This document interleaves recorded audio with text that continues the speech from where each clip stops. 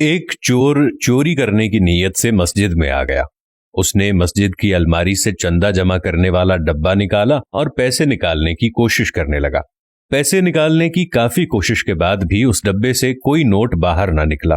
اس ڈبے سے پیسے نکالنے کی کوشش کر ہی رہا تھا کہ اس چور نے کسی شخص کے مسجد میں آنے کی آہٹ سنی۔ یہ جلدی سے جا کر الماری کی طرف کھڑا ہو گیا۔ جب وہ بندہ سامنے سے گزرا تو یہ چور جلدی سے مسجد سے باہر نکل آیا اور اس بندے سے سلام لیا اور جا کر وضو کرنے لگا۔ پھر اس نمازی کے ساتھ کھڑا ہو کر نماز پڑھنے لگ گیا۔ وہ نماز اس لیے پڑھ رہا تھا کہ کہیں اس بندے کو مجھ پر شک نہ ہو جائے۔ جب اس نمازی نے نماز پڑھ لی اور اس چور نے بھی نماز ختم کی اور اس چور نے مڑ کر دیکھا کہ وہ چلا گیا ہے تو وہ باہر گیا اور اس نے یقین کیا کہ اب مسجد میں کوئی نہیں ہے، تو اس چور نے دوبارہ پھر مسجد میں اندر جا کر چندہ جمع کرنے والے ڈبے کو پکڑا اور اس میں سے پیسے نکالنا شروع کر دیے۔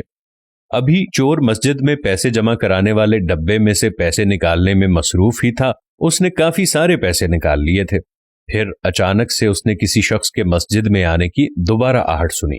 یہ جلدی جلدی سے الماری کے پاس جا کر کھڑا ہو گیا کہ دیکھ سکے کہ کوئی شخص واقعی آ رہا ہے یا پھر میرا وہم ہے۔ جب اس نے وہاں پر ایک اور شخص کو آتے دیکھا تو جلدی سے آ کر اس نے نماز کی نیت کر لی۔ جب وہ شخص مسجد میں آیا اور اس نے اپنے سر پر ٹوپی رکھ لی تو چور کے پاس کھڑا ہو کر اس چور کو بڑے غور سے دیکھنے لگا۔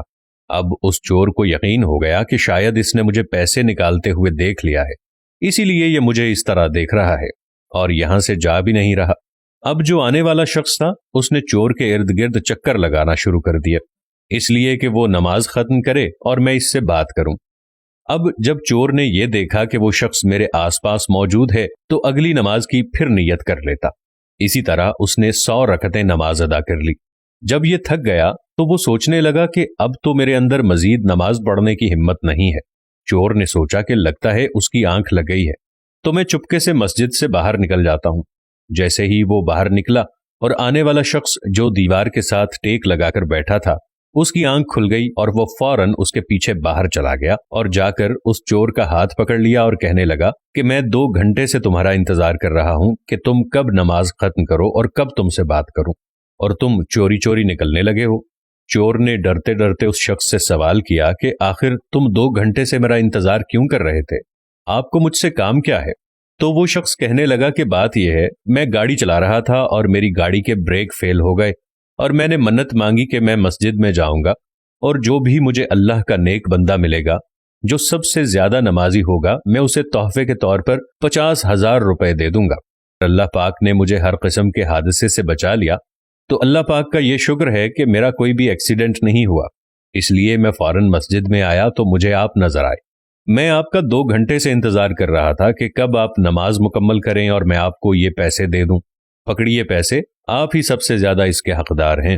اس شخص نے اس چور کے ہاتھ میں 50,000 روپے پکڑا دیے تو وہ چور اسی وقت مسجد میں اپنا سر پکڑ کر بیٹھ گیا اور کہنے لگا کہ اللہ پاک، میں نے تو صرف دکھاوے کے لیے نماز پڑھی تھی تاکہ کسی کو مجھ پر شک نہ ہو کہ میں چور ہوں۔ یا اللہ، میں نے صرف دکھاوے کے لیے نماز پڑھی تو تو نے مجھے اتنا کچھ عطا کر دیا۔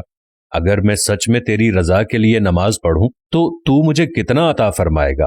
چور نے اسی وقت توبہ کی اور جو پیسے ڈبے سے نکالے تھے اور جو پیسے اس شخص نے دیے تھے وہ سارے کے سارے پیسے اس نے مسجد کے چندے والے ڈبے میں ڈال دیے۔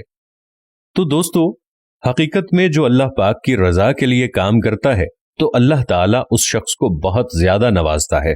دعا ہے کہ اللہ تعالیٰ ہمیں بھی اپنی طرف رجوع کرنے کی توفیق عطا فرمائے اور اپنی عبادت صدق دل کے ساتھ کرنے کی توفیق عطا فرمائے۔